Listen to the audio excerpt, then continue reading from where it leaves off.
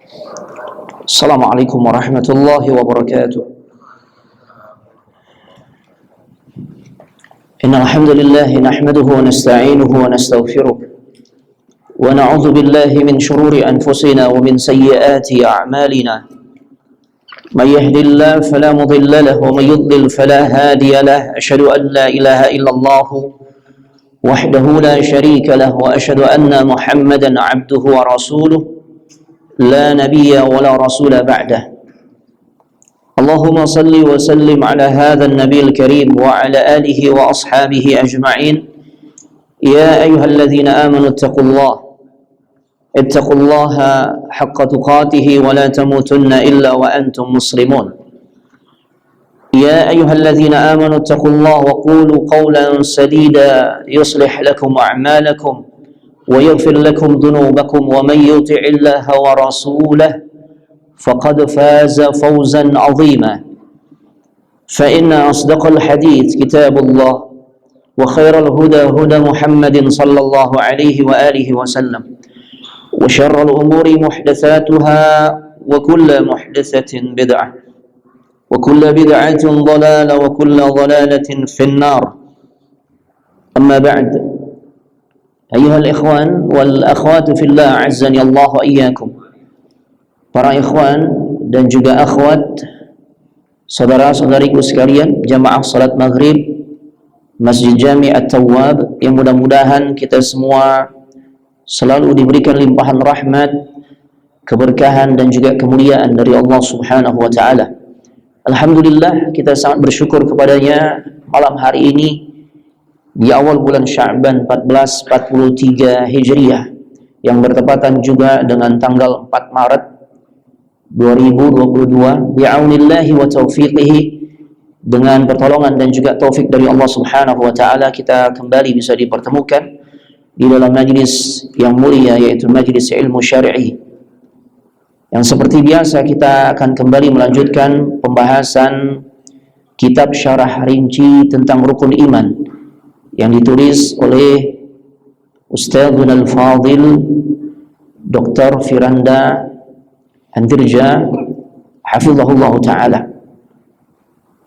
Sebelum kita sampai kepada pembahasan, ana ingin mengingatkan ada sebuah riwayat yang disampaikan oleh Yahya ibn Abi Katsir, Al-Imam Yahya ibn Abi Katsir,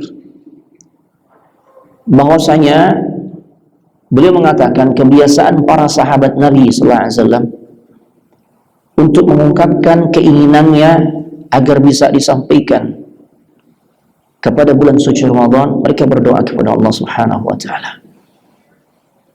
Di dalam Lataiful Ma'arif, Al-Imam Ibn Rajab Al-Hambali menyampaikan doa yang biasa disampaikan oleh para sahabat. Doanya berbunyi, Allahumma salimni ila Ramadan. Ya Allah, sampaikanlah diriku untuk bisa bertemu dengan bulan suci Ramadan. Wasallim li Ramadan, dan sampaikanlah Ramadan kepada diriku ya Allah. Wa tasallamhu minni mutaqabbala. Jika Allah Subhanahu wa taala mempertemukan diri kita dengan bulan suci Ramadan, bahkan Ramadan kita jalani sampai Ramadan selesai, semoga amal saleh, ketaatan, ibadah-ibadah yang dijalani semuanya diterima di sisi Allah Subhanahu wa taala. Kapan para sahabat sampaikan doa tersebut? Ini kan kita sebulan lagi ya kurang dari sebulan kita udah masuk nih, Masya Allah, katakanlah sebulan. Kalau sahabat sering berdoa kepada Allah agar bisa disampaikan kepada bulan suci Ramadan, itu setengah tahun sebelum Ramadan. Allahu Akbar. Ya, Ramadan selesai ganti Syawal, 6 bulan berikutnya ba'da Ramadan kembali mereka berdoa kepada Allah agar semua ibadah yang dijalani di Ramadan diterima di sisi Allah Subhanahu wa taala. Artinya apa? Setahun penuh hati mereka tertaut dengan bulan suci Ramadan. Mudah-mudahan Allah pertemukan kita dengan bulan suci Ramadan. Bapak Ibu jamaah sekalian semoga dimuliakan oleh Allah Subhanahu wa taala, kita masuk pada kelanjutan pembahasan kitab syarah rinci rukun iman. Poin pembahasan kita di malam hari ini adalah al-inhiraf atau al-ilhad fi tauhid ar-rububiyah. Penyimpangan-penyimpangan di dalam tauhid ar-rububiyah. Kita masih pada pembahasan yang secara garis besar berkaitan dengan beriman kepada Allah Subhanahu wa taala. Dan lebih fokusnya adalah berkaitan dengan tauhid rububiyah. Ada dua macam penyimpangan pada tauhid rububiyah. Kalau dikatakan tauhid rububiyah apa? Tauhid itu apa tauhid? Mengimani akan keesaan Allah. Ar-rububiyah berarti dari sisi perbuatan Allah. Di antaranya secara garis besar para ulama perbuatan Allah itu tidak tiga. Secara garis besar. Nanti beda penjabarannya tentu sangat banyak ya. Secara garis besar tiga. Yang wajib kita imani cuma Allah satu-satunya yang mampu melakukan hal ini. Yang pertama penciptaan al-khalq. Yang kedua penguasaan al-mulk. Yang ketiga pengaturan atau ad-tadbir. Ya. Nah, apa saja bentuk penyimpangannya dari sisi tauhid ar-rububiyah? Beliau jelaskan secara garis besar dua. Ada dua. Yang pertama nawaqidu tauhid ar-rububiyah. Penyimpangan yang bisa membatalkan tauhid rububiyah kita. Ngeri. Ini berat nih. Kalau udah urusan ngebatalin bisa menjadikan seseorang kharijum minal millah, keluar dari agama, keluar dari Islam. Berarti ini ada kaitannya dengan pembahasan tentang pembatal-pembatal keislaman seorang. Ya, ngeri ini. Ya, kalau keislaman seorang sudah batal, keluar dari Islam. Kalau dia ingin Islam lagi, konsekuensinya harus ngapain? Syahadat. Kan udah batal. Ya, Masya Allah. Makanya poin pertama nih, yang masuk kategori pembatal, penyimpangan yang berat. Yang konsekuensinya bisa keluar dari Islam. Na'udzubillah. Ya, makanya penting untuk kita ilmui. Agar kita jangan sampai jatuh atau terjerumus pada perbuatan ini. Ya. Kenapa sampai bisa menjadikan bisa batal tauhid rububiyah seseorang? Karena perbuatan-perbuatan atau penyimpangan-penyimpangan yang masuk kategori jenis pertama ini masuk kategori syirkul akbar, syirik yang besar, syirik yang besar. Di antara konsekuensi seseorang jatuh kepada perbuatan syirik besar apa?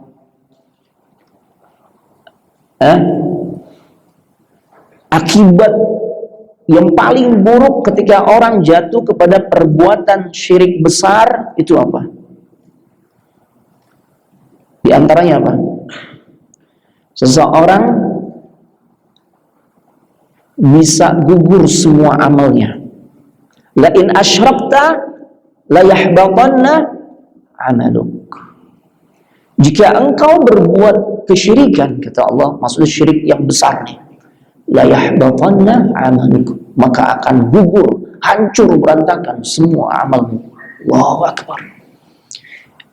Dalam ayat tersebut Allah berkata kepada siapa? Nabi Muhammad SAW. Nabi aja diingetin, kalau engkau berbuat syirik, mempersekutukan Allah, masuk kategori level yang asyirkul akbar, maka amalmu akan menjadi hancur. Na'udzubillah wa nasallallahu alaihi.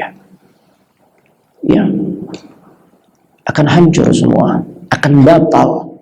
Nanti terjadi khilaf di kalangan para ulama antara guru dan murid, antara Imam Syafi'i dengan Imam Malik.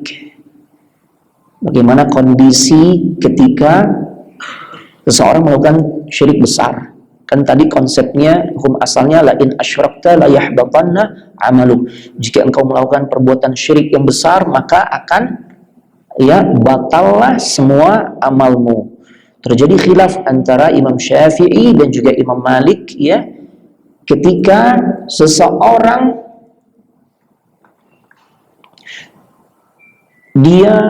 yang pertama, ketika seseorang tidak bertaubat dari perbuatan syirik besarnya, sampai matinya tetap dia belum taubat dari syirik besar. Syirik besar diantaranya berdoa bukan kepada Allah tapi kepada makhluk. Ya, nah, maka apa yang terjadi? Semua ulama berijma. Kalau yang ini ijma ya, semua ulama ijma bahwasanya orang yang kondisinya seperti ini dia benar-benar akan hapus semua amalnya karena dia belum sempat bertaubat kepada Allah Subhanahu wa taala. Ya. Adapun yang terjadi khilaf di kalangan antara Imam Syafi'i dan juga Imam Malik adalah ketika ya seseorang jatuh pada perbuatan syirik yang besar, namun dia taubat. Nah, apakah amal-amalannya yang dengan sebab kesyirikannya itu kan syirik besar kan merontokkan atau menggugurkan amalnya? Tapi karena dia taubat, apakah amalan sebelumnya itu gugur atau enggak? Nah, ini terjadi khilaf di kalangan para ulama. Imam Syafi'i katakan tidak. Ya, Imam Syafi'i katakan tidak gugur. Nah, misalnya seperti ini. Ada seseorang di usia 40 tahun, dia kerjakan haji, melaksanakan ibadah haji. Haji itu adalah kewajiban yang harus kita kerjakan berapa kali seumur hidup? Sekali ya. Nah, sekali. Dia kerjakan di usia 40 tahun. Ulang haji, na'udzubillah, murtad. Ulang haji, dia murtad.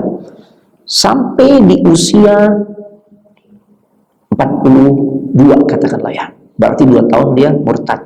42 Islam lagi. Ya. Pertanyaannya, apakah setelah dia masuk Islam lagi setelah sebelumnya, ya, ketika dia masuk Islam lagi setelah sebelumnya murtad, ya, menjadikan hajinya harus diulang atau enggak? Kalau gugur berarti kan harus diulang, jemaah.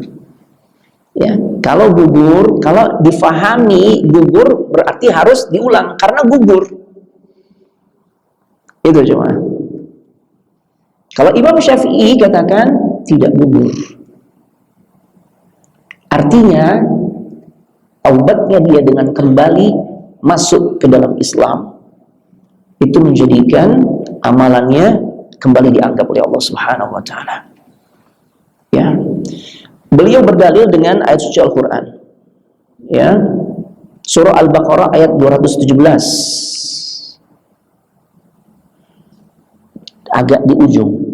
وَمَنْ يَرْتَدِدْ مِنْكُمْ عَنْ دِينِهِ فَيَمُتْ وَهُوَ كَافِرٌ فَأُولَئِكَ حَبِطَتْ أَعْمَالُهُمْ فِي الدُّنْيَا وَالْآخِرَةِ وَأُولَئِكَ أَصْحَابُ النَّارِ hum fiha khalidun. Ya. Dalam ayat ini Allah Subhanahu wa taala berfirman, ya, di surah apa tadi? Al-Baqarah. Di ayat yang ke-217, barang siapa yang mereka murtad, ya, barang siapa di antara kalian yang murtad dari agamanya dan kemudian fayamut, dia mati, wa huwa kafirun, maka dia divonis sebagai orang yang kafir. Fa ulaika habitat a'maluhum fid dunya wal akhirah. Maka merekalah orang-orang yang habitat a'maluhum, gugur semua amal-amal mereka di dunia dan juga di akhirat. Karena nggak taubat, matinya dalam keadaan kafir. Jadi ini dianggap dalil yang khusus. Yang nggak diterima itu yang kalau sampai matinya tetap di dalam kesyirikan atau kemurtadan. Tapi kalau yang taubat difahami oleh Imam Syafi'i, maka tidak gugur amalnya. Maka kalau menurut Imam Syafi'i, ya, orang yang kemudian dia kufur, dia murtad, kemudian balik lagi Islam, haji yang sebelumnya dikerjakan di saat sebelumnya Islam, ya sebelum dia murtad, maka sah, nggak gugur. Itu menurut pendapat Imam Syafi'i. Ya, adapun pendapat Imam Malik, gurunya beda, gugur tetap, amalnya gugur. Jadi dia harus haji ulang atau mengulang hajinya, jemaah. Beliau mengambil, ya, dalil dari ayat yang berbunyi la in asyrakta la yahbatanna amaluk. Jika engkau melakukan kesyirikan yang tadi Anda bacakan, maka niscaya akan hancurlah semua amalmu. Ya, ini dalam surah Az-Zumar, jemaah, ayat 65. La in asyrakta la yahbatanna amaluk. Kalau Imam Malik mengambil dalil ini untuk beliau jadikan rujukan, ya, dasar sehingga berijtihad atau berfatwa orang-orang yang mereka melakukan dosa syirik kemudian bertaubat, maka amal yang sebelumnya yang gugur dengan sebab kesyirikannya, syirik besarnya, maka sudah gugur. Dia harus ulang lagi dari awal. Mana yang benar, Ustaz? Wallahu a'lam bishawab. Para ulama tidak berani mengatakan mana yang lebih benar. Artinya apa? Biar kita punya perhatian tentang bahayanya syirik. Ya, tentang bahayanya syirik. Taib. Adapun yang kedua, yang sifatnya nawaqisu tauhid ar-rububiyah, mengurangi kemurnian tauhid rububiyah kita. Ngurangin. Tapi tidak sampai pada tahapan membatalkan. Ya. Kenapa tidak membatalkan? Ya, tidak membatalkan tauhid rububiyahnya atau keislamannya sekalipun, karena kategori syirik yang dikerjakan ini sifatnya kecil.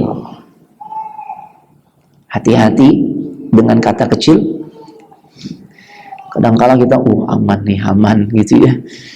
Kalau syiriknya syirik kecil aman. Enggak, ya. Pokoknya kalau ada sebutan atau embel-embel kata syirik, itu sebesar-besar dosa dibandingkan dosa besar selain syirik. Ngeri, jemaah. Ya. Jadi jangan antum punya pemahaman entar wudhu kelar tuh dosa rontok, itu jangan. Ya, karena ini syirik nih, dosa besar yang paling besar. Ya Allah. Pembatal tauhid rububiyah di antaranya yang pertama, al-qaulu bi'adami rabbi. Perkataan atau keyakinan seseorang, ya, yang dimana dia meyakini tidak adanya Rabb, tidak adanya Allah, tidak adanya Sang Pencipta, Sang Penguasa, Sang Pengatur, itu Allah Rabbul Izzati wal Jalalah. Dia nggak imani itu, dia nggak percaya. Ini yang disebut dengan kalangan mulhid, atau perbuatannya disebut ilhad, ateis. Na'udzubillah wa nasallallahu afwal afiyah. Beliau bawakan bahasan khusus tuh tentang ateis di pembahasan terakhir di dalam, ya, jabaran tentang tauhid ar-rububiyah. Ya, na'udzubillah, kita berlindung kepada Allah dari akidah yang seperti ini. Ya, dari akidah ateisme. Sekarang banyak nih. Masya Allah, walaupun tetap, ya, dia adalah sesuatu yang minoritas, keyakinan yang minoritas. Karena memang ateisme ini keyakinan yang menyalahi fitrah manusia.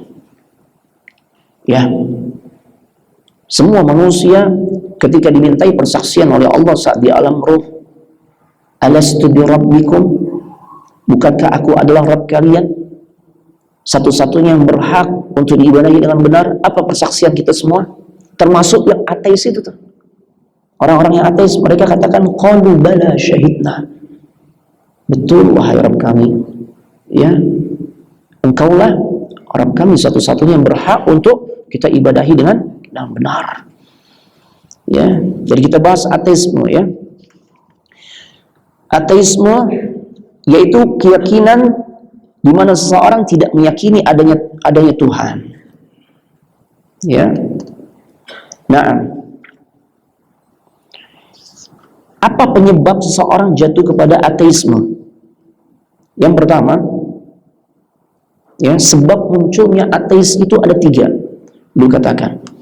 Yang pertama, al-ilhadu al-atifi.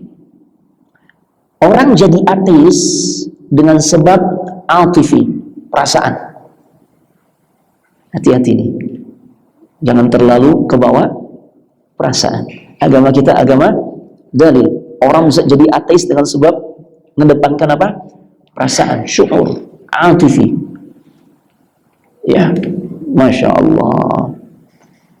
Apa bentuk perasaannya? Yaitu perasaan mereka yang tidak bisa menerima adanya Tuhan. Ya, di antaranya itu muncul karena apa? Enggak mau mengimani tentang takdir Allah. Ya, dengan sebab tidak mau mengimani tentang takdir Allah, makanya sahabat Abdullah bin Umar keras, tegas beliau. Ketika ada sekelompok manusia yang digembongi oleh Ma'bad al-Juhani di Basrah, yang mereka nggak mau beriman terhadap takdir, Abdullah bin Umar katakan, kalau engkau bertemu dengan orang itu, sampaikan bahwasanya aku Abdullah bin Umar berlepas diri darinya, dan sampaikan jikalau dia berinfak atau bersedekah dengan hartanya sebesar gunung, tidak akan diterima oleh Allah sampai dia kemudian beriman kepada takdir. Allahu Akbar. Hati-hati jemaah. Orang itu bisa jadi ateis kalau tidak beriman terhadap takdir. Ya, dan kita tahu bahwa takdir itu Allah tentukan ada 2, ada yang baik, ada yang buruk. Nah, yang buruk ini nih yang bisa bikin goyang iman kita atau bahkan bisa copot. Naudzubillah. Ya, kita lagi diuji sesulit apapun, ya kita kembalikan ini takdir dari Allah. Memang nggak enak, tapi sesungguhnya sesuatu yang Allah takdirkan yang kita rasakan nggak enak, ini dibalik itu adalah muradun li ghairihi. Ada sesuatu yang baik yang Allah inginkan dibalik yang tidak enak itu. Itulah yang disebut dengan istilah hikmah. Ya Allah Ustaz, anak sebenarnya pengen banget Ustaz kalau dapat bini itu yang kulitnya putih. Karena aneh nggak putih Ustaz, paling nggak biar keturunan jadi bagusan dikit gitu ya. Cita-cita boleh kan? Boleh, gitu ya. Kemudian hidungnya mancung, Masya Allah. Ada lesung pipinya Ustaz, oh Masya Allah. Ternyata putih enggak, mancung enggak, ya langsing enggak. Allah takdirkan demikian. Ya, jangan diingkari. Apalagi poin terakhir, masalah lesung pipi nggak usah khawatir. Andai-pun sekarang kita dapati pasangan hidup kita nggak ada lesung pipinya, nanti tua juga ada lesung pipi. Itu udah alami. Ya enggak? Ya. Nah, iya, artinya jangan hal itu kemudian menjadikan kita nggak menerima takdir Allah. Ya, Allah lebih tahu apa yang baik untuk diri kita. Makanya Allah katakan, wa asa an takrahu syai'a. Boleh jadi ada sesuatu yang kau nggak suka banget tuh. Wa huwa khairul lakum. Padahal hal itu sangat baik untuk dirimu. Masya Allah. Jadi menyangkut takdir ini poin penting jemaah, dan ini pembahasan terakhir kita nih ya. Itu rukun iman yang ke-6. Masya Allah. Ya. Jadi orang bisa jadi ateis karena dia nggak beriman dengan takdir Allah, ya. Karena takdir yang Allah tetapkan tersebut ternyata nggak sesuai dengan keinginannya. Makanya kembalikan kepada ayat tadi itu, Al-Baqarah kalau nggak salah 217. Wa asa an takrahu syai'a wa huwa syarrul lakum wa huwa khairul lakum. Wa asa an tuhibbu syai'a wa huwa syarrul lakum. Boleh jadi banyak hal-hal yang kita inginkan, ya, atau yang kita tidak sukai, tapi sebenarnya itu baik untuk kita, atau sebaliknya. Ini ayat Allah sampaikan ketika sebelumnya Allah menceritakan tentang peristiwa yang Rasul dan kaum muslimin nggak sukai. Dan kita semua secara tabiat umumnya manusia yang normal nggak menyukai perkara itu. Yaitu terjadinya al-qital, peperangan. Ya, siapa yang suka peperangan? Masya Allah, nggak ada yang suka perang. Terancam nyawa, harta benda, keluarga, ya, kenikmatan dan sebagainya. Siapa yang suka? Nggak ada yang suka. Makanya Nabi dan para sahabat menghadapi ujian itu nggak tanggung-tanggung, ya. Bertahun-tahun fase Madinah beliau jalani, selalu beliau lewati dengan dari satu peperangan ke peperangan lainnya. 2 Hijriah, Badr, 300-an lebih melawan 1000 pasukan. Setahun berikutnya Uhud, 700 pasukan melawan 3000 pasukan musyrikin Quraisy. Ya, kemudian berikutnya Khandaq, lebih dahsyat lagi. Besar-besaran, 3000 pasukan Rasul sallallahu alaihi wasallam menghadapi 10.000 pasukan koalisi. Allahu Akbar. Ya, Rasul nggak suka itu. Kaum muslimin nggak suka, tapi dibalik itu banyak kebaikan ternyata. Begitu juga sesuatu yang kita alami di alam dunia ini. Banyak sekali yang tidak sesuai harapan atau keinginan kita. Kembalikan ke ayat tersebut. Hati kita insya Allah jadi tenang. Coba. Ya, siapa yang suka kena COVID? Nah, jadi cerita dikit ya. Makanya 1 bulan ya, 2 pertemuan. Qadarullah. Antum tahu kan? Ana disiplin, ana kalau di mana-mana kajian, masya Allah, hand sanitizer, ya, kemudian masker, bahkan sampai mic aneh maskerin. Ini micnya aneh maskerin nih, masya Allah, ya, iya kan, masya Allah. Sejadah ana bawa, bagian dari bentuk ikhtiar. Kan tawakal memadukan 2 hal. Tafwidul amr ilallah, menyerahkan secara maksimal segala urusan kepada Allah. Ya, ini menyangkut amalan hati. Amalul jawari, anggota tubuhnya, usaha. Kalau ingin terhindar dari sesuatu yang buruk, ya kita apa saja hal-hal yang bisa menghindarkan kita dari keburukan tersebut kita kerjakan. Tapi ternyata awal Februari, qadarullah, kena juga. Masya Allah, qadarullah, seperti itu. Ya. Nah, kita semua dibawa kekuasaan Allah Subhanahu wa taala. Yang enggak sesuai harapan kita kembali kepada Allah. Makanya dibimbing kita untuk menutup celah. Jangan sampai nih benih-benih yang akan menjadikan seseorang jadi ateisme itu terbuka lebar, terbuka lebar. Di antaranya kita tutup rapat-rapat dengan mengucapkan ya lewat lisan kita dan menghujam di hati kalimat qaddarallah wa ma syaa fa'ala. Atau inna lillahi wa inna ilaihi raji'un. Atau boleh bahkan optimis, Allah ganti dengan yang lebih baik. Allahumma ajur fi musibati wa akhluf li khairan minha. Ya Allah, jadikan musibah ini, ya, takdir buruk yang kau timpakan kepada diriku ini, ya, berbuah pahala. Dan gantilah ya Allah dengan yang lebih baik. Siapa seseorang yang merasakan langsung, memberikan testimoni doa ini benar-benar diganti dengan yang lebih baik? Siapa jemaah? Nabi ajarkan kepada sosok ini, kemudian dia amalkan, Allah kabulkan, diganti dengan lebih baik. Siapa? Perempuan. Ummu Salamah. Ummu Salamah ditinggal wafat oleh Abu Salamah. Curhat. Nggak ada laki-laki yang sebaik Abu Salamah. Masya Allah. Seorang suami yang sangat menjaga perasaan istri. Cintanya luar biasa. Ya, cintanya luar biasa. Ya. Makanya kesannya Ummu Salamah ketika suaminya Abu Salamah wafat, nggak ada yang bisa menggantikan Abu Salamah. Nabi ajarkan doa itu. Selepas masa iddah, siapa yang datang untuk menikahinya? Rasulullah SAW. Berarti kalau antum diuji oleh Allah, pasangan hidup antum, istri antum meninggal lebih dulu, Ini doa diamalin nggak? Amalkan juga. Ya, Nabi aja ajarkan kepada siapa tadi? Musalamah, perempuan tuh. Ya, apalagi laki-laki. Nggak diajarin doa aja, mau pengen Ustaz gitu ya. Masya Allah. Apalagi diajarin doa ya. Ajarkan, Masya Allah. Ya, amalkan, Masya Allah. Ya, apapun. Sehingga pada akhirnya kita ridha terhadap ketetapan dari Allah Subhanahu wa Ta'ala. Ya.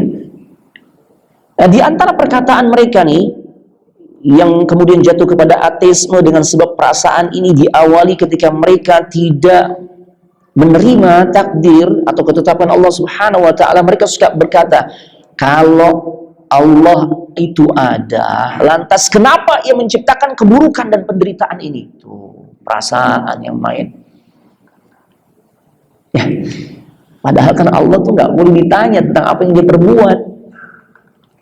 Al-Anbiya 23, la yus'alu amma yaf'alu wa hum yus'alun. Allah tuh nggak ditanya tentang apa yang dia perbuat. Yang ditanya itu siapa?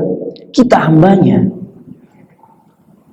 Dan pastilah ketika Allah menentukan sesuatu yang menurut cara pandang kita buruk, kan ada kebaikan di balik itu semua.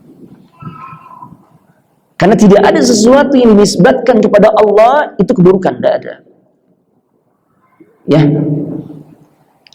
andai pun terjadi keburukan, itu biasanya nggak lepas dari manusia yang menjadi faktor sebab.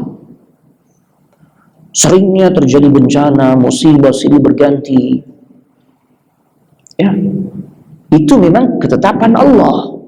Kelihatannya buruk, tapi sesungguhnya enggak. Kan ada hikmah. Allah sudah menunjukkan keperkasaannya. Allah sudah menegur orang-orang yang berpaling darinya, yang jauh darinya, yang ingkar dan sebagainya. Di sisi lain, keburukan itu pasti ada faktor penyebab yang dilakukan oleh manusia. Tidak lain, itu semua adalah fakullan akhadna bidzambih. Semua itu dengan sebab dosa. Masya Allah. Ya. Kemudian yang kedua, munculnya ateisme itu dengan sebab al-ilhadul atifi. Maaf, al-ilhadul aqli. Tadi atifi perasaan ya. Orang jadi ateis itu dengan sebab akal. Hati-hati. Ya, hati-hati ini. Tadi perasaan jatuh kepada penyimpangan juga. Jatuh kepada ateisme. Akal dominan sama. Makanya yang bikin kita jadi selamat itu kembali kepada dalil. Masya Allah, kembali kepada ketetapan Allah di dalam syariatnya, ya. Nah, seperti itu. Baik, yang pertama, ateisme yang muncul karena akal itu juga dibagi menjadi dua model. Yang pertama, al-ilhadu al-falsafi.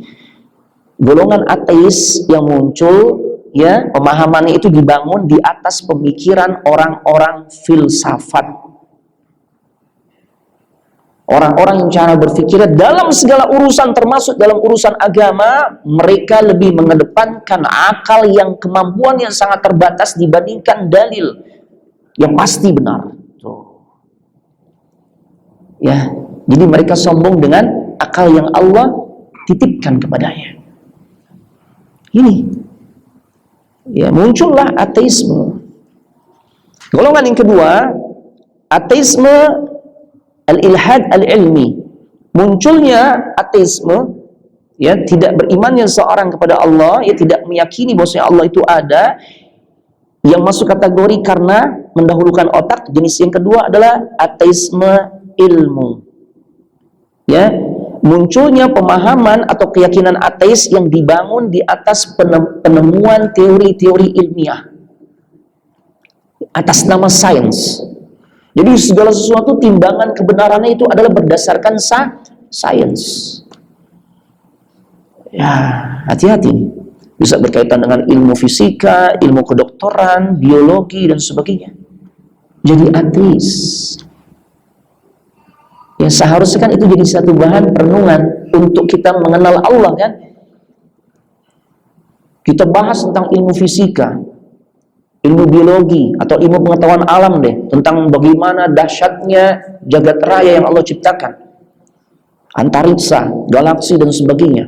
Itu tujuannya agar kita merenungkan semua tidak lepas dari ciptaan Allah, sehingga pada akhirnya kita pun mengenal Allah. Karena metode untuk mengenal Allah kan dua. Yang pertama dengan cara kita baca lewat firman-firmannya, baca Al-Quran dalam rangka mengenal Allah. Qul huwallahu ahad, katakanlah dialah Allah yang esa. Oh, berarti kita faham Allah yang kita sembah itu cuma satu. La ta'khudhuhu sinatu wa la naum. Allah itu tidak ngantuk, apalagi tidur. Ngantuk aja enggak, apalagi tidur. Oh, jadi kita kenal tuh, kita merasa aman. Kita nggak akan pernah lepas dari pemberian kasih sayang Allah. Kenapa? Selalu Allah memberikan pengawasan, penjagaan, dan perlindungan kepada kita selamanya. Karena Allah nggak pernah tidur. Jangankan tidur, ngantuk aja enggak. Ya. Coba dibayangkan bagaimana kasih sayang paling hebat yang Allah tunjukkan di muka bumi, yang diperlihatkan oleh makhluknya. Para ulama katakan itu terjadi pada kasih sayang ditunjukkan oleh seorang ibu kepada anaknya yang masih bayi. Jam berapa aja bangun, Masya Allah, jam 3 bangun, ya Allah. Padahal lagi anak-anaknya tidur tuh. Ya, ibu bangun gak? Ibu bangun gak? Bangun. Bapak bangun? Bangun juga. Tapi buat bangunin bini. Yang. Bocah nangis tuh, gitu kan. Setelah itu istrinya bangun, kita ngapain? Tidur lagi itu. Makanya gambaran kasih sayang yang paling dahsyat yang ditunjukkan oleh makhluk kepada makhluk lainnya itu kasih sayang seorang ibu. Kasih sayang dicurahkan oleh seorang ibu kepada anak yang masih bayi. Nggak pernah tuh ibu, kecuali yang nggak normal ya, dia berkata, ntar dulu nak, ntar subuh aja, ibu masih ngantuk tuh. Nggak, langsung dia susui, Masya Allah. Lapar ya nak ya, Masya Allah. Kita kan bapak nggak begitu ya. Ya Allah, kadang kalau merasa terganggu, pindah ke ruang tamu. Ya, kita jujur aja lebih baik ya. Nah, iya begitu, Masya Allah. Wallahu arhamu bi'ibadihi min hadza. Kasih sayang Allah melampaui kasih sayang yang ditunjukkan oleh seorang ibu kepada anak yang masih bayi. Ya Allah, ini dahsyat jemaah. Jangan kemudian karena kebesaran Allah yang ia tunjukkan lewat ilmu-ilmu yang ia berikan kepada hamba yang menjadikan justru dia mengkufuri Allah, mengingkari Allah, menjadi seorang ateis yang nggak mempercayai, nggak mengimani adanya Allah. Na'udzubillah. Ya, na'udzubillah. Taib. Bapak Ibu jemaah sekalian semoga dimuliakan oleh Allah Subhanahu wa taala. Makanya muncul ada teori Big Bang. Teori yang diyakini sebagai dasar terjadinya alam semesta ini. Jadi bukan karena Allah ciptakan, tapi karena teori tersebut. Ya, ada juga teori yang lain, bintang kembar, beliau katakan, teori kabut atau nebula, teori tidal, teori keadaan tetap dan sebagainya. Yang itu semua dibangun atas ya dasar-dasar ilmu pengetahuan yang kemudian menjadikan orang-orang yang menguasai ilmu tersebut melupakan Allah. Na'udzubillah. Jadi nggak cukup hanya sebatas kepintaran tuh yang kita harapkan dari anak-anak kita. Tanamkan keimanan yang baik dulu. Ya, karena ini orang yang jadi ateis dengan sebab ilmu. Kalau kita lihat, ini berarti orang pintar kan? Ini orang pintar, orang yang belajar sains, Pak. Allah musta'an. Kemudian yang ketiga ada al-ilhad asy-syahwani. Orang jadi ateis itu muncul karena ya syahwat. Karena syahwat. Ya. Sehingga dia menganggap agama itu jadi penghalang untuk memuaskan hawa nafsu keinginannya. Dengan sebab agama ya yang ditetapkan oleh Allah, maka itu menjadi penghalang dirinya untuk memuaskan hawa nafsunya. Sehingga banyak perkara-perkara yang asyik, yang lezat, ya, yang diinginkan oleh kebanyakan jiwa manusia, yang justru diharamkan oleh agama. Makanya kita nggak percaya kepada Tuhan, kepada Allah. Na'udzubillah. Biar kita bisa bebas. Itu. Ya.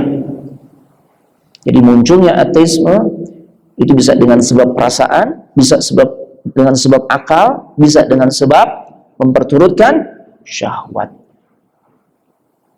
Ya. Semua itu nggak buruk.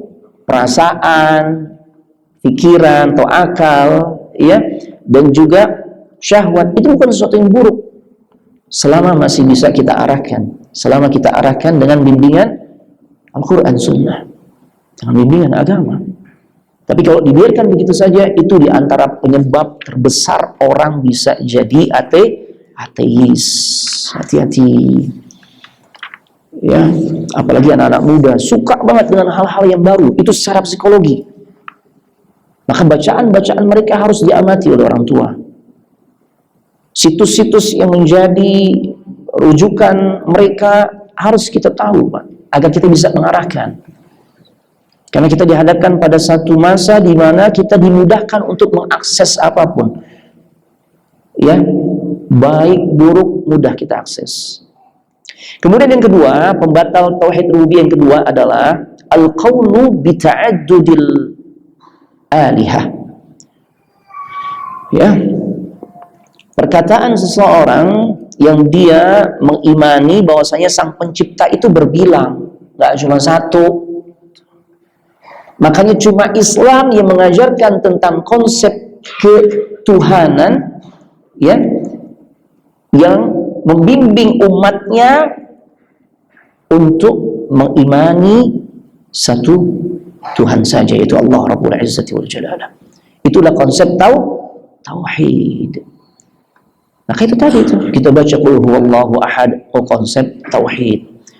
Kemudian innallaha witrun yuhibbul witr.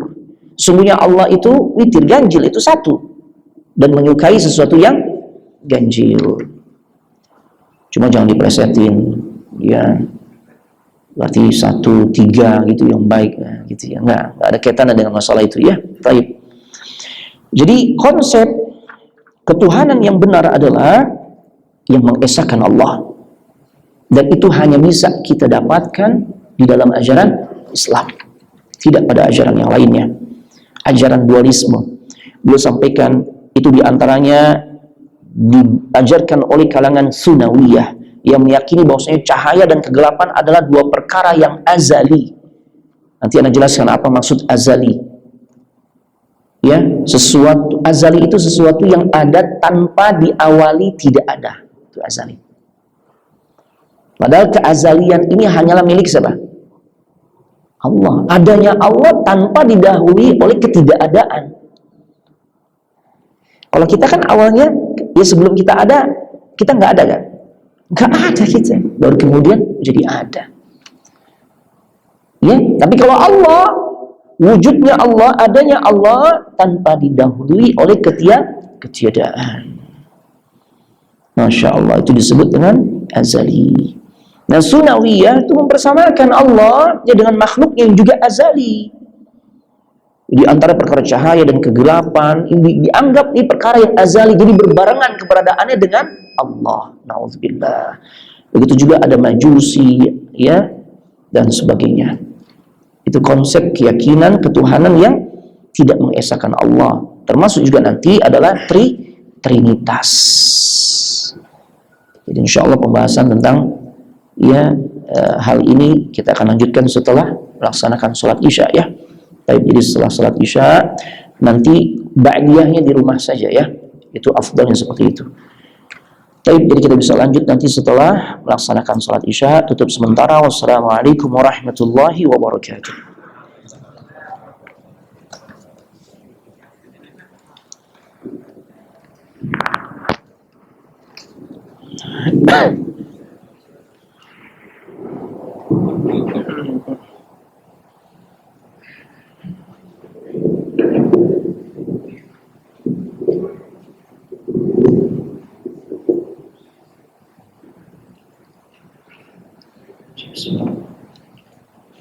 Assalamualaikum warahmatullahi wabarakatuh. Bismillah, alhamdulillah, wassalatu wassalamu ala rasulillah wa ala alihi wa ashabihi wa man tabi'ahum wa la hawla wa la quwwata illa billah, ma ba'd. Ayuhal ikhwan wal akhwat fillah, azani Allah wa iyyakum. Para ikhwan dan juga akhwat yang semoga dimuliakan oleh Allah Subhanahu wa taala. Kita lanjutkan pembahasan kita tentang pembatal-pembatal rububiyah. Yang kedua adalah kataan yang kemudian menjadi keyakinan bagi manusia yang mengimani atau meyakini penciptaan itu berbilang, tidak hanya satu. Ya, apakah yang sifatnya dualisme seperti tadi ada sampaikan Sunnawiyah, Majusi. Ya, Majusi itu meyakini ada dua kekuatan di alam semesta ini, yaitu cahaya dan juga cahaya atau api dan kegelapan. Nah, baik. Kemudian ada juga konsep yang menyimpang yang menjadi pembatal tauhid rububiyah seorang, yaitu trinitas, meyakini tiga Tuhan. Ya, dan ini terjadi pada keyakinannya orang-orang Hindu yang mengatakan Tuhan itu ada tiga, Brahmana, Wisnu dan juga Siwa. Nah, tapi tetap sisi fitrah ya mengunggulkan salah satu di antara tiga itu, tetap muncul mengarah kepada satu yang lebih menonjol gitu. Walaupun tetap aja ya ini diingkari ya, tidak benar. Tapi tetap dalam trinitas sekalipun ada satu yang dianggap diyakini menonjol. Ya, di kalangan mereka diantaranya Brahmana. Begitu juga Nasara yang mengatakan Tuhan itu ada Tuhan Bapa, Tuhan Anak dan juga Roh Kudus. Ini yang kemudian disampaikan kebatilan oleh seorang yang sebenarnya nggak mau tahu, cuma dikirimin jadi tahu. Ustaz, ini gimana fenomena sekarang kayak begini Ustaz? Ini ucapan bagaimana Ustaz?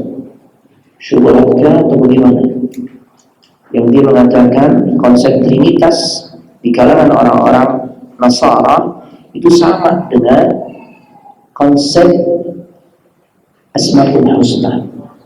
Allah itu memiliki nama-nama yang husna, sama katanya. Subhanallah.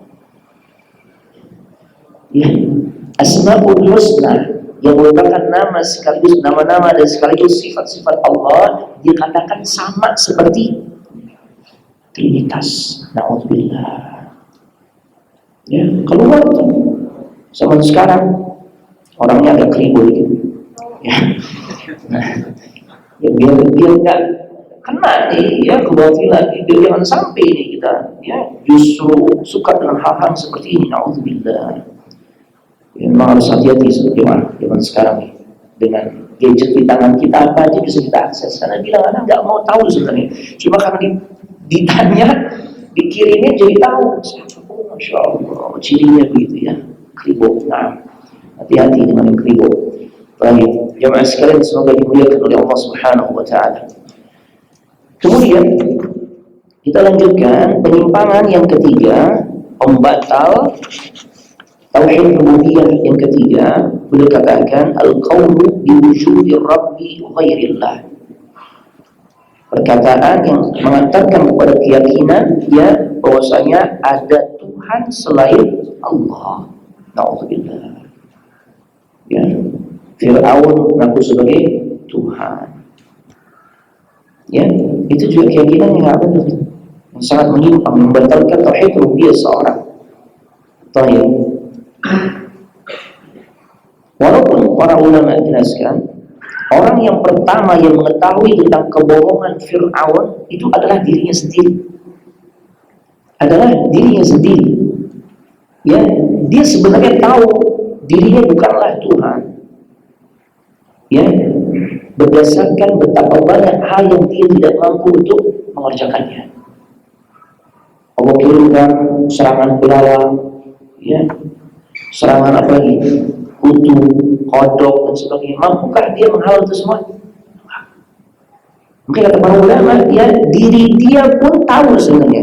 Fir'aun, ya, secara pribadi tahu bahwa dirinya bukanlah Tuhan. Tapi apa yang menjadikan kemudian dia mengklaim wa ana rabbukumul a'la, aku adalah Rabb kalian yang paling tinggi? Karena sombong kan, karena kesombongan, ya, yang menjadikan dia mengaku dirinya sebagai Tuhan. Makanya Allah katakan dalam surah An-Naml, ya, dalam surah An-Naml, wajahadu bima wastaiqanatha anfusuhum zulma wa 'uluwa fanzur kaifa kana 'aqibatul mufsidin. Dan mereka mengingkari karena kezaliman dan kesombongan mereka sendiri, padahal hati mereka meyakini kebenaran tersebut, kebenaran tentang kebatilan mereka, ucapan yang salah dari mereka, keyakinan yang salah.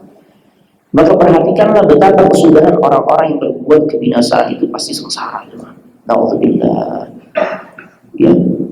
Adapun kenapa kaumnya kemudian mau meyakini Fir'aun sebagai Tuhannya? Ya karena mereka dibodohi oleh Fir'aun. Mereka dibodohi. Makanya zaman sekarang dengan kemudahan sarana informasi kita bisa mengaksesnya, banyak sekali pembodohan terhadap kaum muslimin tentang ajaran agamanya. Di antaranya itu pendangkalan akidah. Trinitas dianggap sama dengan Asmaul Husna. Na'udzubillah. Pembodohan. Ya. Baik. Begitu juga Namrud pernah mengaku dirinya sebagai Tuhan. Ya. Namrud pernah mengaku dirinya sebagai Tuhan. Sampai-sampai dia minta dibangunkan istana, ya, atau menara yang tingginya itu mengungguli bangunan yang paling tinggi sekalipun di zaman sekarang. Ya, apa bangunan paling tinggi zaman sekarang? Di Dubai, ya, Burj Al Khalifa, yang kurang lebih ada 1 kilo, ya. Bangunan yang, ya, dibangun oleh Namrud untuk menunjukkan tentang kehebatannya itu sampai 2,5 kilometer. 2,5 kilometer. Makanya Pak Udara katakan, jangan sebagian kaum, ya, atau sebagian negeri merasa berbangga hati dengan kemampuan teknologi yang mereka kuasai. Karena ternyata manusia terdahulu, kalau kita membaca kitab tafsir, ya, penjelasan para ulama, bagaimana Namrud mampu membangun bangunan yang sangat tinggi 2,5 kilometer. Zaman sekarang yang katanya negara canggih, masya Allah, cuma 1 kilometer, 2,5 kilo. Wah, Ustaz. Ya. Baik, Bapak Ibu jemaah sekalian, semoga dimuliakan oleh Allah Subhanahu wa taala. Yang keempat, pembatal tauhid rububiyah yang keempat adalah, ya, al-qawlu biqidamil alam. Perkataan yang mengantarkan kepada keyakinan, ya, bahwasanya alam ini azali. Nah, ini anak mau jelaskan tadi, ya. Makna azali itu apa sih? Ya. Azali itu tidak didahului dengan ketiadaan. Makna azali adalah tidak didahului dengan ketiadaan. Allah tidak didahului dengan sebelumnya kemudian jadi ada. Sifat Allah tidak begitu. Ya. Baik. Adapun seluruh makhluk awalnya nggak ada jadi ada. Kita yang awalnya nggak ada, kemudian menikah antara ibu kita dan bapak kita, masya Allah. Ya, terjadilah proses pembuahan dan kemudian Allah takdirkan hadir kita ke alam dunia. Awalnya nggak ada cuma. Ya. Nah, ini bentuk penyimpangan yang akhirnya bisa membatalkan tauhid rububiyah seseorang adalah ketika dia meyakini atau mengimani alam itu azali. Jadi berbarengan, adanya alam itu berbarengan dengan ada. Lalu terus kalau itu siapa yang menciptakan dan siapa yang diciptakan? Bahaya, kan? Bahaya nih. Ini orang-orang filsafat nih. Kepintaran jadi gimana? Jadi keblinger itu.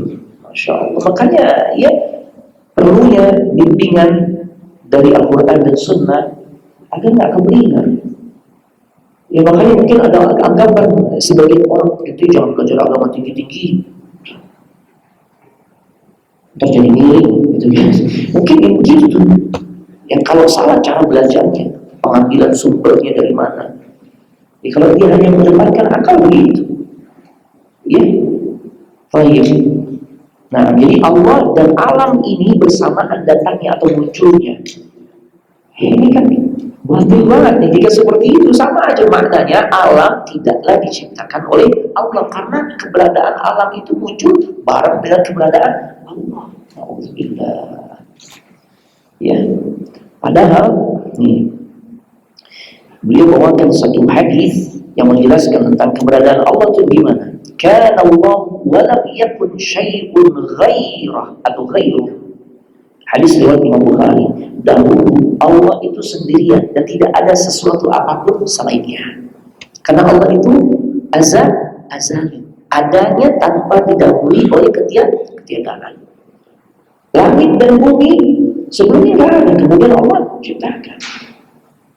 Ya, atau semua makhluknya Allah, arasnya Allah, pena dan sebagainya, dikatakan ya bahwasanya makhluk-makhluk tersebut adalah yang paling pertama kali Allah ciptakan. Awalnya tidak ada. Ya. Yang azali hanyalah Allah. Di azali itu adalah tidak diketahui atau tidak didahului dengan ketiadaan. Yang kelima, ya, al-qawlu biwujudil mudabbir ghairillahi biiznillah. Adanya yang mengatur sebagian alam semesta selain Allah tapi dengan izin Allah. Ya. Adanya selain Allah yang mengatur sebagian alam semesta atau sebagian potongan muka bumi itu ada yang mengatur, yang diberikan oleh Allah hak otonom, hak untuk mengatur, dan Allah berikan kepada sebagian makhluknya.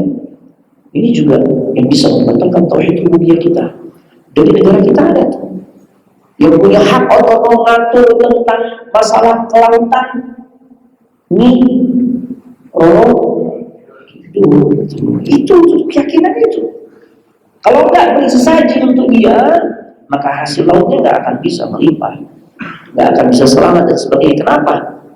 Andai pun mereka nggak meyakini 100% Nyi Roro Kidul sebagai penguasa lautan, tapi paling tidak mereka meyakini Nyi Roro Kidul diberikan hak otonom oleh Allah untuk mengatur masalah laut. Adakah Allah memberikan hak otonom kepada Nyi Roro Kidul seperti itu? Ya. Andai pun Allah ciptakan malaikat dengan tugasnya masing-masing, ya, itu pun tidak secara mutlak mereka mengatur masalah pembagian rezeki, turunnya hujan, yang menjaga bumi dan sebagainya. Mereka semua hanya melaksanakan apa yang Allah perintahkan. Ya Allah. Termasuk juga kalau di sawah bukan di Roro Kidul ya, kalau di sawah apa keyakinan kita? Sri Dewi Subhanallah. Ya, nah ini bisa membatalkan tauhid rububiyah kita. Ya Allah. Ya. Sehingga pada akhirnya ada sebagian orang ketika berdoa karena dia yakini dia memiliki hak otonom mengatur dalam urusan pengaturan rezekikah, menyembuhkankah, melariskan dagangankah, mempertemukan jodohnya kan.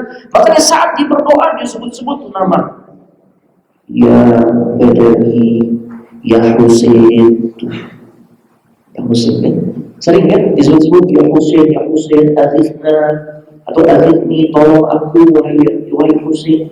Ada Husain sendiri pun takdir dari Allah, ya Allah menentukan bisa kan dia menolong dirinya sendiri. Saat menghadapi pasukannya Abdullah bin Ziyad sampai kemudian dieksekusi, dirinya aja nggak mampu. Dengan kehendak Allah menolong dirinya sendiri kan? Kenapa bisa dipanggil-panggil itu namanya? Dibatalkan tauhid rububiyah. Atau nama lain siapa yang paling sering disebut-sebut nih? Yang seakan-akan dia punya hak otonom untuk mengatur segala urusan. Kalau berdoa kalau nggak nyebut yang nama ini nggak akan mantep, dia nggak akan nyampe kepada Allah. Siapa? Abdul Qadir Syekh, Abdul Qadir Jilani. Pengalaman kalian. apa-apa di masa lalu sih, yang penting kita taubat ya. Iya kan? Salah kan? Kita ruqyah itu gampang, ya Allah ya ruqyah gampang. Makanya jangan sampai kita kehilangan kesempatan tuh bisa masuk surga tanpa hisab, tanpa adab. Di antaranya Nabi katakan, wahum la yastarqun. Mereka-mereka yang gak gampang minta dikit-dikit di ruqyah, minta ruqyah ana dong, ruqyah ana, jangan. Ruqyah sendiri, karena ruqyah itu mudah. Di antara surah untuk kita meruqyah adalah surah Al-Fatihah. Al-Fatihah ya, riwayat yang sangat masyhur atau saya mendengarnya. Seorang kepala suku yang terkenal, dia sengatan hewan berbisa, kemudian diruqyah oleh sahabat dengan membaca Fatihah. Dipersulit zaman sekarang. Kalau cuma Fatihah, ya nggak akan mantap. Tawassul dulu. Biasa. Masya Allah. Padahal Syekh Abdul Qadir itu luar biasa. Itu ulama Ahlus Sunnah. Ulama Ahlus Sunnah yang akidahnya benar, lurus. Ya, bahkan ada punya kitab yang beliau tulis judulnya Al-Ghunyah. Tidak ada penyimpangan dalam kitab yang beliau karang tersebut tertulis tersebut. Ya Allah. Justru sebagian orang mengatakan beliau diberikan hak otonom oleh Allah berupa apa? Diberikan kun oleh Allah. Sehingga kalau dia mengatakan kun, fayakun. Allahu Akbar. Nabi aja nggak dikasih kun. Nabi dikasih kun. Ya, kalau Nabi dikasih kun kan enak ya, perang Uhud atau perang Khandaq. Wah. Ya, kemudian dia katakan kun, ya Abu Lahab jadi kodok misalnya gitu ya. Dia bisa gitu ya. Tapi Nabi tidak dikasih gitu. Apalagi manusia yang levelnya di bawah Nabi kita Muhammad SAW. Ya, kita Ahlus Sunnah mengimani manusia paling keren dari segi keimanan itu para Rasul yang pertama, yang kedua para Nabi, yang ketiga baru para wali. Ya, Masya Allah itu terjadi. Bahkan zaman sekarang hati-hati. Anda banyak tahu karena memang dikirimi, karena mereka bertanya tentang bagaimana hukumnya ini Ustaz. Hati-hati, ya ini insya Allah nggak masuk kategori ghibah yang terlarang dalam rangka menyelamatkan akidah umat. Hati-hati, antum kalau sudah nonton di TV yang namanya Danu, itu hati-hati. Ya, dengan konsepnya kun. Ya Allah, hati-hati coba. Ya, ini sama saja ya seseorang meyakini dia diberikan hak otonom untuk mengatur dalam urusan menyembuhkan penyakit dan sebagainya. Baik. Yang menjadi penasaran terus siapa tuh tadi gitu. Jangan gitu. Ini dalam rangka untuk dia menjaga. Ya, jangan sampai nanti di keluarga kita ada yang suka banget nonton itu. Ya Allah, karena memang luar biasa. Ya, sangat disukai, sering ditonton oleh banyak orang dan kaum muslimin terbukti sampai sekarang masih tayangan tuh. Masih tayang, maaf. Ya, masih tayang bahkan kadang live. Na'udzubillah wa nas'alullah al-afiyah.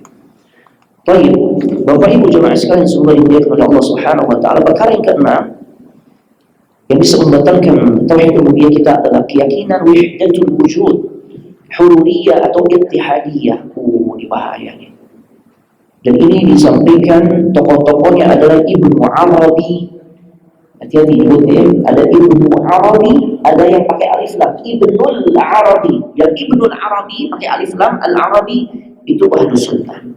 Nah kalau ini menyimpang nih, dia mengajarkan tentang konsep ya bahwasanya dia meyakini Allah itu menitis kepada makhluk, bahkan bukan cuma menitis, menyatu kepada makhluk. Ya Allah. Makanya Ibnu Arabi juga dia mengatakan Fir'aun masuk surga. Subhanallah. Yang menyatu, ya Allah itu menyatu pada diri Fir'aun. Makanya dia mengatakan ana rabbukumul a'la. Itulah hakikat ketika seseorang sudah mencapai level yang tinggi. Fir'aun masuk surga versi Ibnu Arabi. Na'udzubillah. Ya, ini keyakinan ini lebih baik dibandingkan keyakinan Nasrani juga. Tapi kedua Islam, kedua Islam juga. Ya, baik, karena sebagian Nasara berkata Allah itu bersatu dengan Nabi Isa. Tapi kalau in konsep ini hulul wahdatul wujud di Indonesia ikut juga. Manunggalin kaulan Gusti Syekh Siti Jenar. Sama itu. Ya, sama itu. Ya, di saat sebagian Nasara ya meyakini Allah bersatu dengan Nabi Isa, tapi yang ini semuanya menyatu dengan Allah. Sampai anjing pun itu dia dengan Allah. Begitu pemahamannya. Untuk keyakinan dan Alhamdulillah. Karena menyatu dengan semua makhluknya. Ya. Yang ketujuh, keyakinan bahwasanya berhala al-asnam, ya, itu bisa memberikan manfaat ataupun madarat. Na'udzubillah wa nasallallahu alaihi. Ya, ini bentuk pengambilan sebab yang keliru. Ya, masuk kategori syirkul asbab. Orang jatuh pada kesyirikan dengan sebab ya dia salah mengambil faktor yang bisa memberi manfaat ataupun menghindarkan madarat. Hati-hati. Ya, baik. Ya, berhalanya nggak mesti patung. Kayak dulu Lat'ul Zamanat bisa batu cincin ya? Bisa. Kalau diyakini batu cincin ini yang bikin usaha Anda maju. Ya, baik. Yang kedelapan, berhubung dengan selain hukum Allah, seraya meyakini bahwasanya selain Allah berhak juga untuk mengeluarkan hukum yang setara dengan hukum Allah atau lebih baik dari hukum Allah. Hati-hati. Walaupun dari sisi ini pula banyak orang-orang yang kemudian menyimpang dari sisi akidah yang benar, di antara orang-orang Khawarij yang mereka memukul rata, wa man lam yahkum bima anzalallah fa ulaika humul kafirun fa ulaika humul zalimun. Ya. Mereka katakan kafir, dipukul rata, padahal tidak seperti itu penafsirannya. Nah, dan ini di antara pembatal tauhid uluhiyah. Karena Allah Maha Esa di dalam menetapkan hukum. Ya, maka ketika seorang meyakini ada selain Allah yang juga menetapkan hukum yang nilainya sama dengan hukum Allah, atau bahkan lebih baik, hati-hati. Pada dasarnya dia telah membatalkan tauhid rububiyahnya. Baik. Makanya hukum waris, hukum yang paling adil dalam urusan pembagian harta, paling adil. Ya, baik. Kemudian yang kesembilan, keyakinan bahwasanya gerakan atau munculnya bintang dan planet itu mempengaruhi kejadian alam. Ini juga bisa membatalkan tauhid seorang. Karena mereka meyakini benda-benda langit yang sebenarnya adalah benda mati, makhluk, ikut berperan mempengaruhi peristiwa-peristiwa di muka bumi. Sebenarnya hanya Allah lah yang mengaturnya. Tuh. Apalagi kemudian ia berkembang dengan keyakinan-keyakinan yang bikin sial itu macam-macam. Di Indonesia banyaknya faktor-faktor kesialan yang diyakini itu yang bikin seseorang akan jatuh kepada keburukan atau kesialan. Ya, ada yang lokal, ada yang impor. Yang lokal itu biasanya apa misalnya? Tatayur di Indonesia. Terjadi kan? Oh, karena ini nih. Ya. Oh, ada yang mati nih. Kenapa? Itu tadi ada suara burung. Gitu. Kiu, mati. Ya Allah. Subhanallah. Ya, itu yang berkembang di Indonesia itu yang lokal. Kalau yang impor itu angka 13, angka sial, angka berapa lagi? Angka 4. Makanya Ronaldo berapa nomornya? Nomornya 7 ya. Ada angka 13, angka sial, angka 4 ya. Itu yang paling mengherankan bagi Anda kalau misalnya kita ke gedung-gedung tinggi. Ya Allah, ini orang yang bikin lift ini pintar teman. Bisa bikin lift kan, Masya Allah. Tapi kenapa urusan bentuknya nggak bisa? Ya Allah, 1, 2, 3, 5. Kemana tuh apa? Karena keyakinan. Subhanallah. Ya, hati-hati semua. Kemudian terakhir, nawaqisu tauhid rububiyah, hal-hal yang bisa mengotori kemurnian tauhid rububiyah. Anda percepat. Yang pertama, bersumpah atas nama selain Allah. Man halafa bi ghairillah faqad asyraka ay kafar. Barang siapa yang bersumpah atas nama Allah, maka dia bisa jatuh kepada kekufuran dan atau kesyirikan. Makanya sumpahlah atas nama Allah. Jangan digantikan dengan sumpah-sumpah kepada makhluk. Demi Allah, demi Rasulullah, Anda nggak kerjain itu. Suka nggak kita dengar gitu? boleh.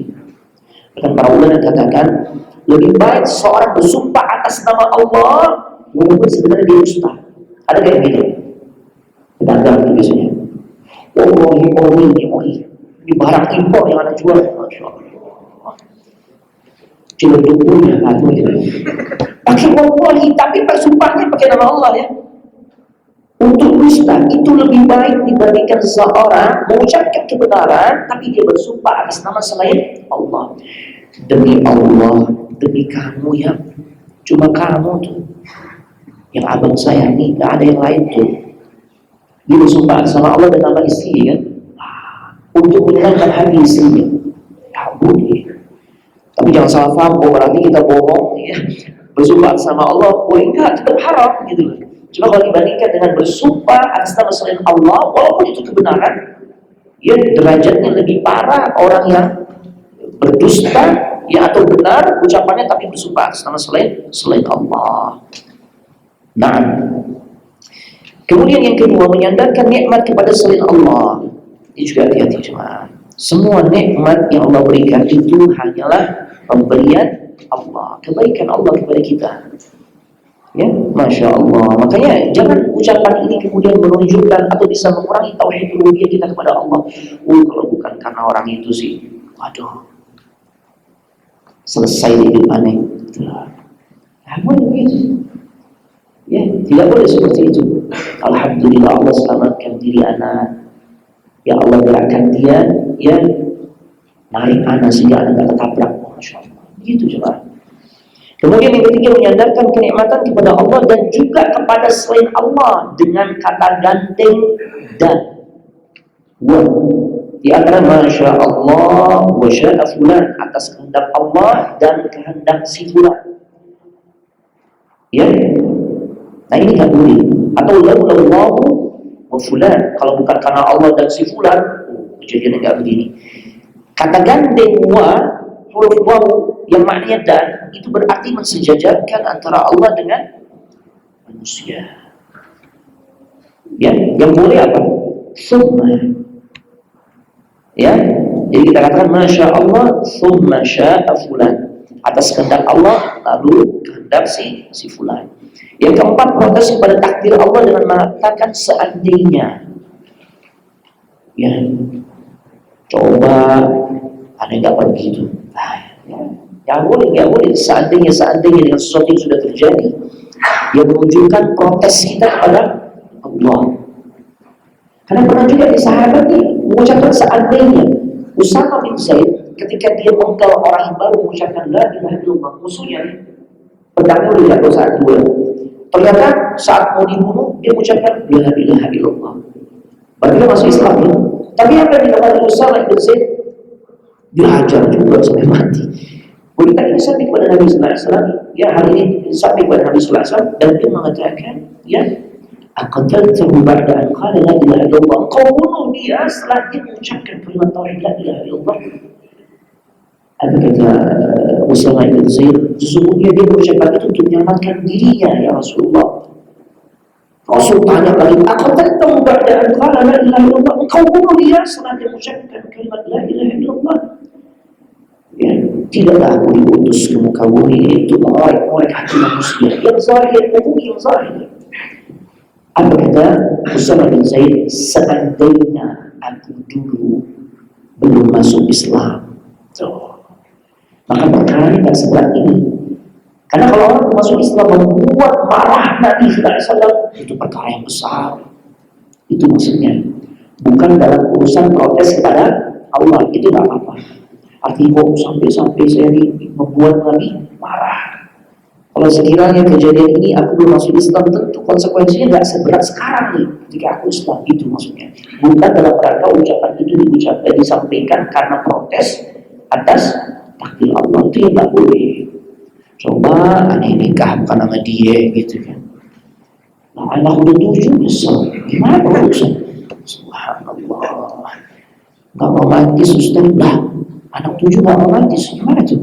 Karena ada sekali begitu, gak boleh coba. Itu protes terhadap takdir Allah. Yang kelima, mencela masa atau waktu atau zaman, gak boleh. Ya, yudhini ibna Adam.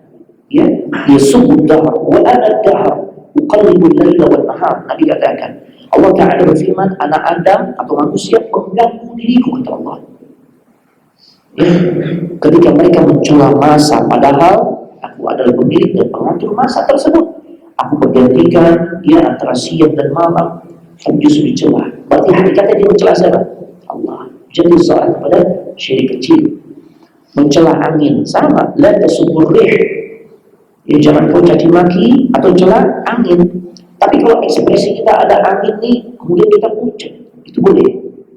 Khawatir jikalau di balik ini adalah adab dari Allah. Sebagaimana cerita Ibunda Aisyah, Nabi kalau datang angin atau cuaca mendung, ya maka beliau pucat, menunjukkan kegalauan, kerisauan. Maka Ibunda Aisyah katakan, ya kebanyakan manusia farihu, mereka bahagia. Kenapa kau seperti ini ya Rasul? Maka beliau sampaikan, ada hadiah lupa, ya ada door prize nih, masya Allah, gede hadiah cuma. Nah, kaum siapa tuh? Ya, atau kaum apa? Ya, yang dibinasakan oleh Allah dengan dikirimkan angin yang sifatnya dingin, suaranya keras, kencang. Kaum apa? Foto, hadiah. Ada 4 nih teman. Masya Allah, harus habis malam ini. Obat. Kaum Samud, bukan Pak. Atau kaum Ad, barakallahu fiikum, Masya Allah, barakallahu fiikum. Anda kasih lagi. Kaum Ad, ini kaumnya Nabi siapa? Betul, kacamata. Nabi Saleh. Bukan. Betul. Nabi Hud, barakallahu fiikum, masyaallah. Syafaat semua kita gitu ya. Nah, ya. Jadi kaumnya Nabi Hud alaihissalam. Ibu-ibu, ya. Nanti ada panitia ibu-ibu yang jawab ya. Apa keistimewaan yang Allah Subhanahu wa Ta'ala berikan kepada kaum Nabi Hud, yaitu kaum Ad, yang dengan sebab keistimewaan tersebut mereka sombong? Apa bentuk keistimewaan yang Allah kasih kepada mereka? Ibu-ibu ada mau jawab?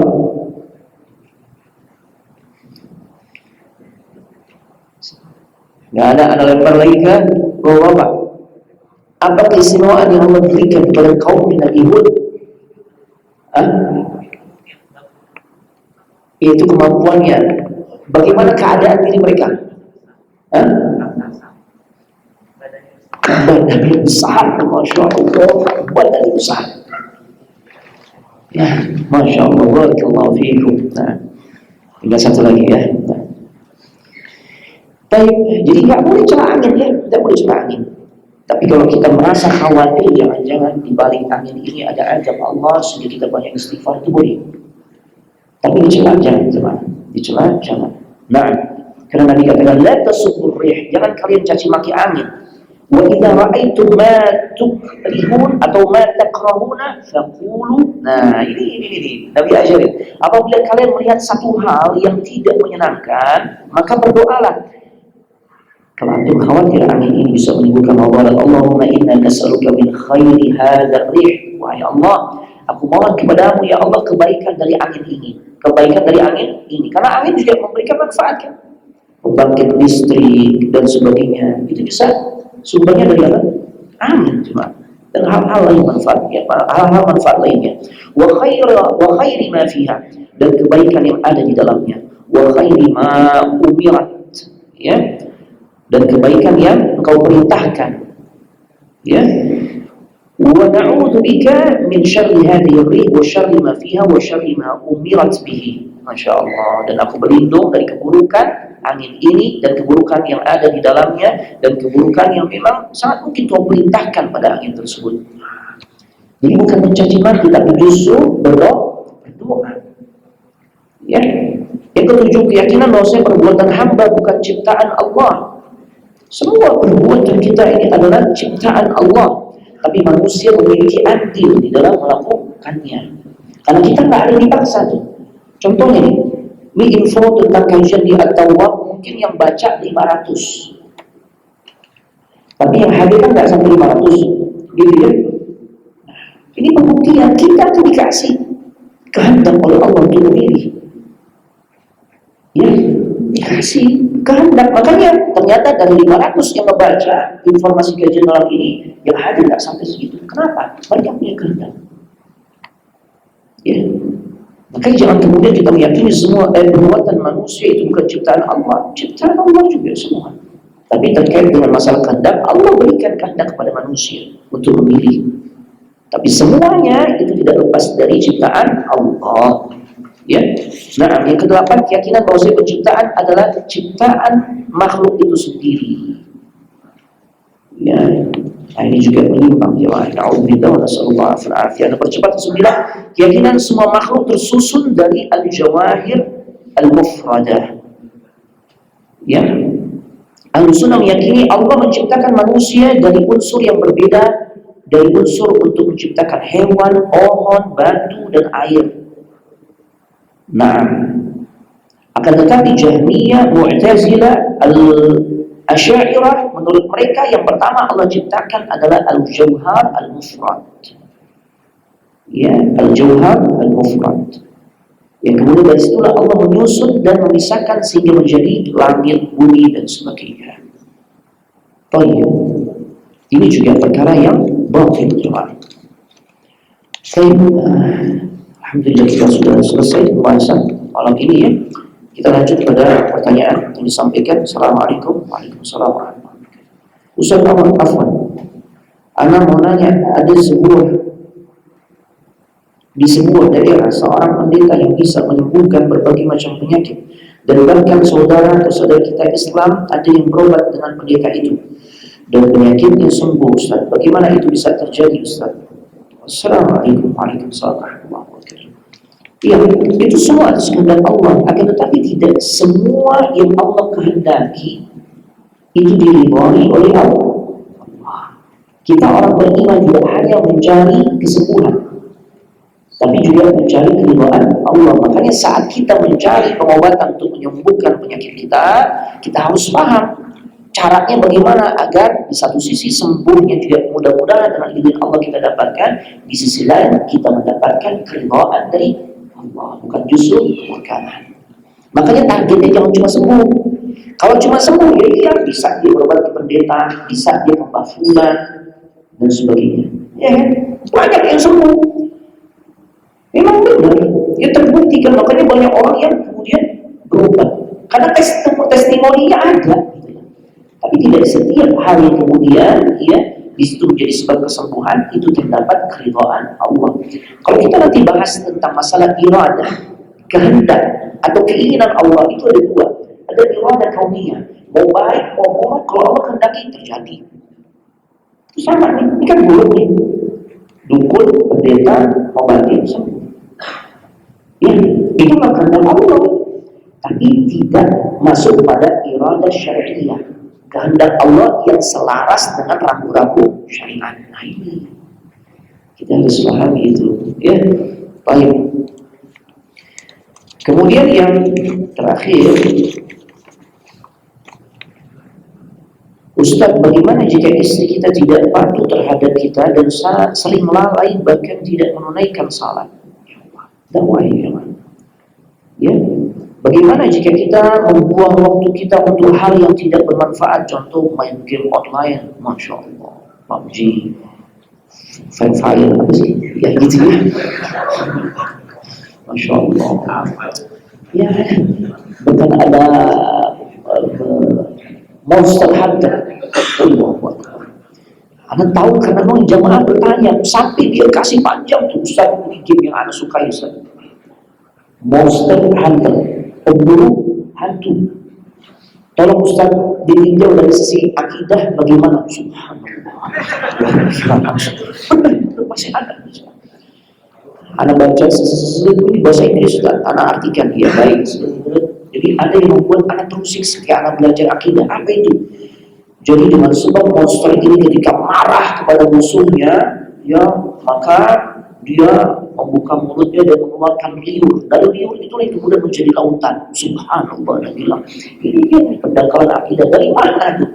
Ya, lautan itu berasal dari monster yang menciptakan karena liurnya monster.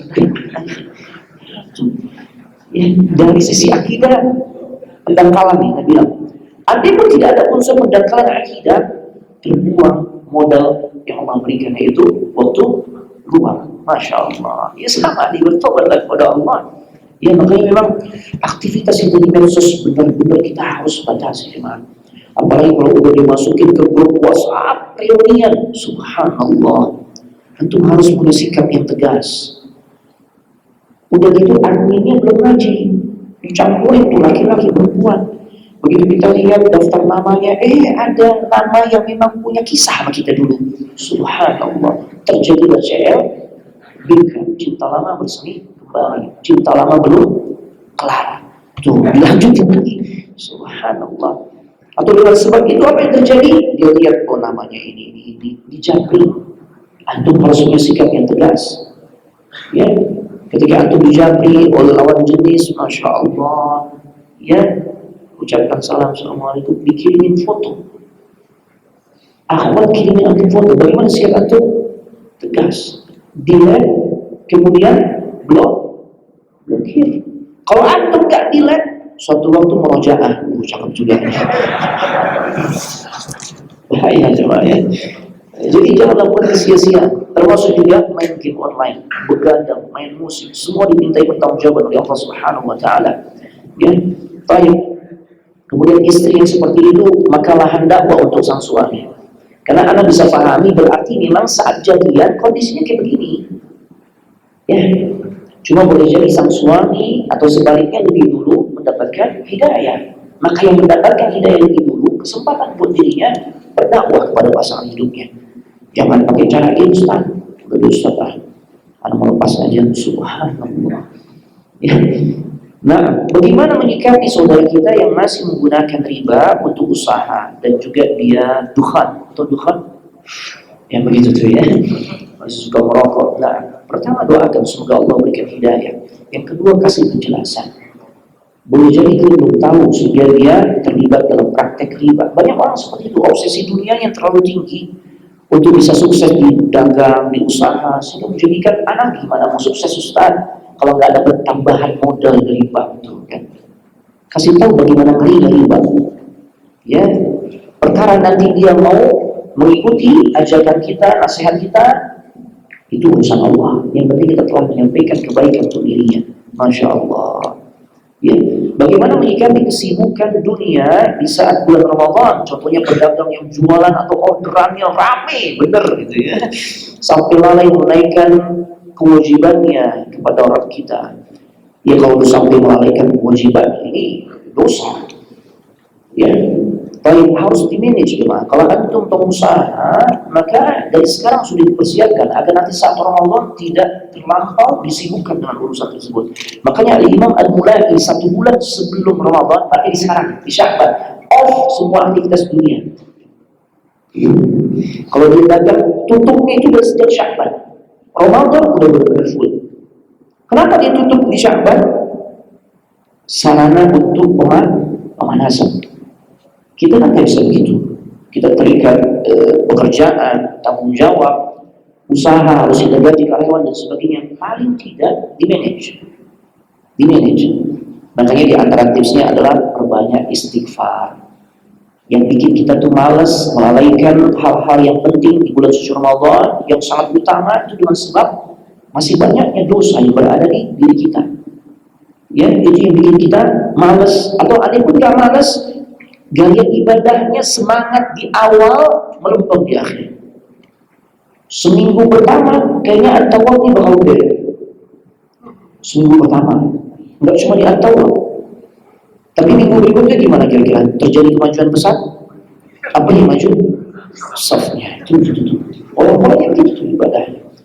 Jangan, ya makanya berbagai istighfar agar dosa-dosa terampuni. Enteng kita beribadah kepada Allah dengan cara yang istiqamah. Ya, makanya di manage. Baju baru boleh gak? Boleh, faktor dari sekarang. Orang Indonesia suka repot cuma. Iya kan? Itu kalau di Ramadan, Masya Allah, antrinya itu luar biasa. Berapa banyak waktu yang terbuat percuma. Dan kalau kita gunakan untuk baca Al-Quran itu bisa berpecus, Masya Allah. Beli bajunya dari sekarang. Termasuk urusan bikin kue. Madon tuh, ya dari pagi sampai sore, malam bulus kecapean, subhanallah. Kan kue favorit kita nih orang-orang Indonesia di musim Ramadan atau Syawal, alhamdulillah kue yang tahan lama, cookies. Dari sekarang bikin ya ibu, misalnya tuh ya, dari sekarang. Biasanya ibu suka nyotor, habis Ustaz gitu. Bikin yang banyak, ya. Biar di saat Ramadan kita udah fokus. Itu jadi penting untuk memanage waktu agar kita bisa maksimal di Ramadan. Terakhir sebagai penutup, karena Ramadan tidak hanya berisikan hal-hal yang enak kita dengar, pengampunan dosa, berlipat gandaan pahala, setan diikat gitu ya, sehingga kita enak baca Al-Quran 1 juz per hari, enak kan? Enak di Ramadan. Tapi ternyata di jalan Ramadan Nabi SAW juga menyampaikan hal yang membuat kita harusnya hati-hati ketika beliau mengaminkan doanya Jibril alaihissalam, yang doa aminun fis sama, makhluk paling terpercaya yang ada di langit, yang berdoa Jibril, yang mengaminkan siapa? Aminun fil ardi, makhluk yang paling terpercaya yang ada di muka bumi.